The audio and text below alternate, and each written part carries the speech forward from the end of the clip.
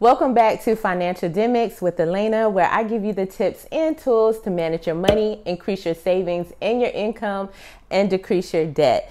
And today we are celebrating Juneteenth. That's right, June 19th, 1865.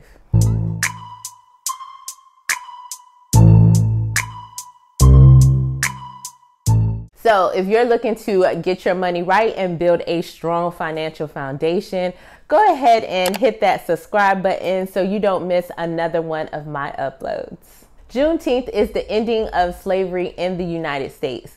And even though the Emancipation Proclamation went into effect on January 1st, 1863, it wasn't until June 19th, 1865 that the slaves in Galveston, Texas actually found out that they were now free. According to the Juneteenth.com website, now Juneteenth is used to celebrate African Americans' freedom and to emphasize our education and achievements. So I figured we could talk about financial freedom. A couple of videos ago, I talked about systemic racism and wealth in the African American community.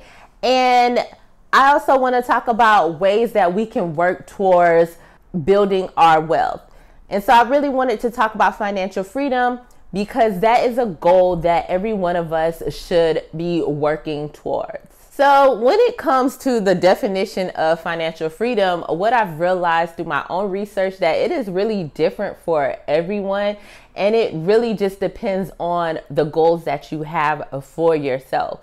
So for me, financial freedom is being able to have enough cash, savings, and investments to live the lifestyle that I want to live for me and my family without having to go to someone else's job. And I would like to know what financial freedom is for you, so make sure that you let me know in the comments down below. So there are some major benefits to achieving financial freedom, and I'm not going to name all of them, but I definitely would like to tell you a few of them. So the first one is just really feeling more secure and not being stressed about how you would pay for things. You will also be able to take on more risk. So if there's something that is kind of risky, because you do have that nice cushion, that security blanket, you'll be able to go ahead and take on that risk. Of course, you'll also have more options and opportunities to do some of the things you want,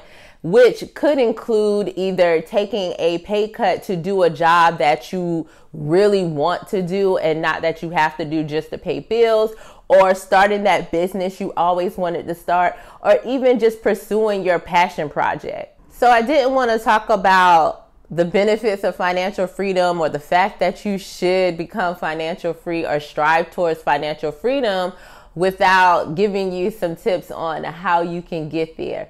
So here are a few things that you can do to work towards your own financial freedom. The first one is to live below your means.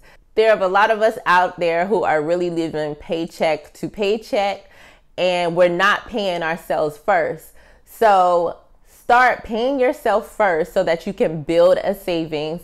I have plenty of savings videos where I talk about ways you can start saving now, and you don't have to spend every dollar that you receive from work. Use that money to build a savings, to invest, or do other things to help you gain wealth. The second way is to create a budget. I know there's plenty of people out there who do not live with budgets, and that's fine, because those people who are doing well financially and do not have a budget, they already have that mindset to save towards their financial goals. But if that is not your mindset, then you should definitely build your savings, your investing, and any debt payoff goals into your budget. And in doing so, make sure that you're also analyzing your budget and making sure that you are advancing towards your goals. And since we're talking about savings goals, set up an automatic transfer to savings. I say this all the time if you've seen my other videos. Look, you shouldn't have to think about it.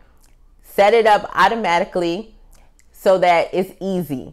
And then also, every time you get a raise, calculate that percentage of that raise and make sure that automatically goes into your savings. Every time you get a tax refund, put that towards your savings. And every time you get a bonus at work, put that towards your savings. And to be clear, you can use that money to invest also, but just make sure that you also have money in savings so that you're able to access it if something unexpected occurs. The fourth tip is to pay off your debt. And if you do use credit cards, pay them in full every month. When you are carrying credit card debt, that is money that is leaving your account. And you won't have that money to be able to use it to build your savings or invest or start that business or whatever dream that you have for yourself. So it's better to pay those debts off so that you can have that money staying with you and you're able to use it the way you need to use it. So it's best to go ahead and pay that debt off so that's not money that's leaving your household, and that money is staying in your household and you're using it to increase your wealth.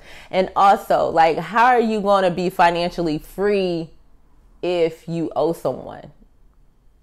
It don't work like that. Tip number 5 is to start investing. So yes, I want you to contribute to the retirement account that is offered at your job, because I don't know about you, but I don't plan on working at 70.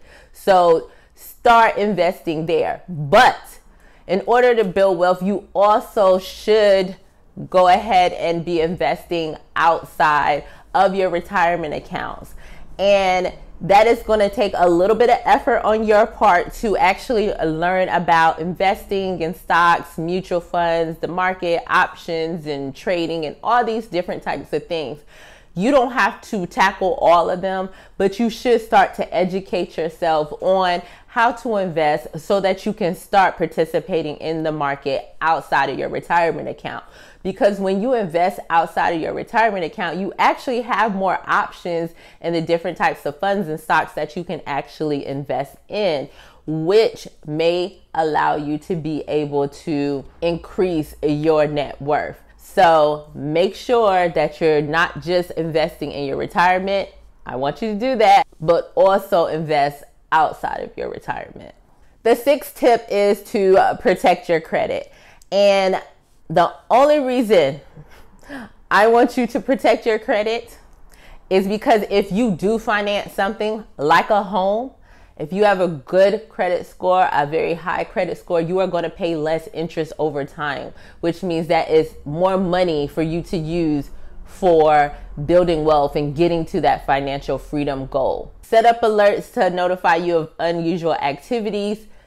Check your credit on a regular basis and pay those bills on time. The seventh tip is to actually learn about taxes and ways to reduce your tax liability. I don't talk about taxes much on here, but a lot of us, we spend a little bit more in taxes because we do not take advantage of the things that will allow us to reduce our tax liability, such as contributing to the retirement account at your job, PreTax. Make sure you're taking the time to learn about your tax situation, especially if that's not your thing. I get it, but you're the only person who cares about your money.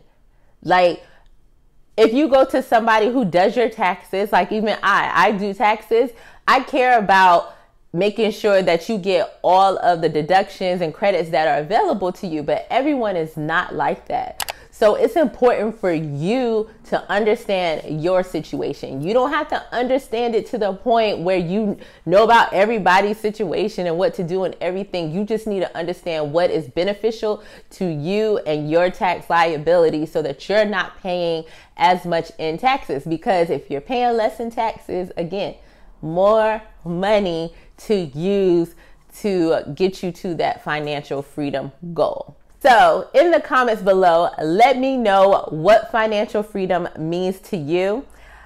If you like this video, please hit that like button. It helps get the video out to more people so that they're able to learn about financial literacy and get their money right. And if you have not subscribed to this channel, go ahead and hit that subscribe button and make sure you share it with your friends. And I will see you next time. And happy Juneteenth.